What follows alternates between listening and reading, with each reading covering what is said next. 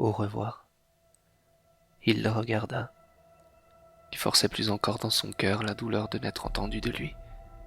Et l'aima, quand elle s'effrayait qu'on l'adorât pour le seul amour d'elle. Ne voyait-il pas que tremblait quelque part dans son bleu regard, terrifié, une âme que l'existence jamais ne cessa de déchirer?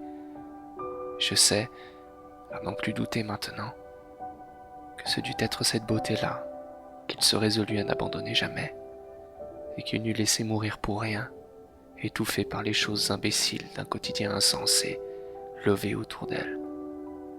La vie, c'est vrai, ouvre des blessures, sur lesquelles nous asseyons la peur, l'indécision, la méchanceté, la lâcheté, les préjudices, et nous nous trouvons jamais aussi cruels et faibles que lorsque nous sentons inconsolable ce besoin pourrissant dans notre poitrine de nous savoir aimer.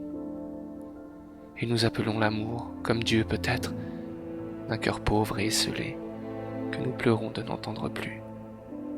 Il pleura, lui, vous savez, de ne s'être pas sauvé, quand elle espérait elle-même qu'il donnât quelque chaleur nouvelle à son sang arrêté.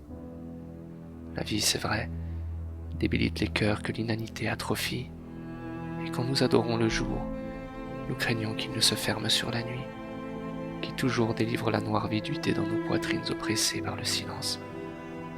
Et nous appelons Dieu, comme l'amour peut-être, d'un cœur vif et torturé, que nous souffrons de ne plus sentir. Il sentait, lui, que son existence, pleine de l'amour d'elle, s'effondrait, là, quand enfin il comprit qu'il lui faudrait partir. Partir, oui, loin, me dit-il, pour ne charrier que toujours cette fracture irréconciliable. Avons-nous seulement encore le cœur d'aimer? Je ne sais pas, ni lui non plus, comme il descendait les escaliers, ne menant plus nulle part que partout à la fois, laissant derrière lui tomber la porte qu'il n'avait jamais pénétrée.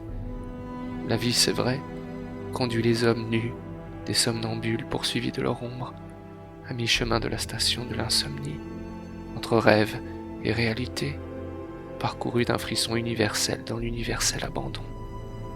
Il est une ombre, lui, maintenant, un reflet, complet dans la nuit, sous des étoiles aveugles. Et il l'aime,